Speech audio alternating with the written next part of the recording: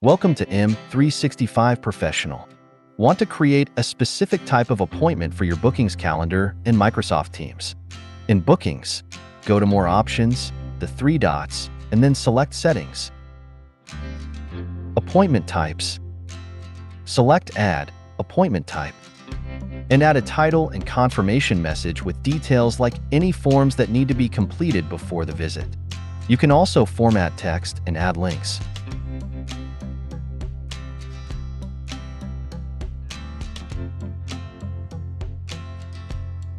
Toggle on. Allow them to join from a mobile browser to let attendees join an appointment.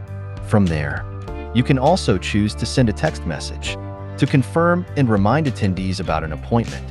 Select Add an email reminder to send one to the staff and attendee. Choose a recipient and how far in advance you'd like to remind them of an appointment. Type a custom message if needed, and then select Done. When you're ready, select Save.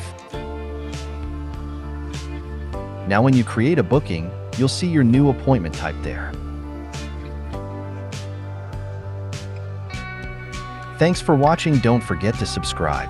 M365 Professional. Check out more content here.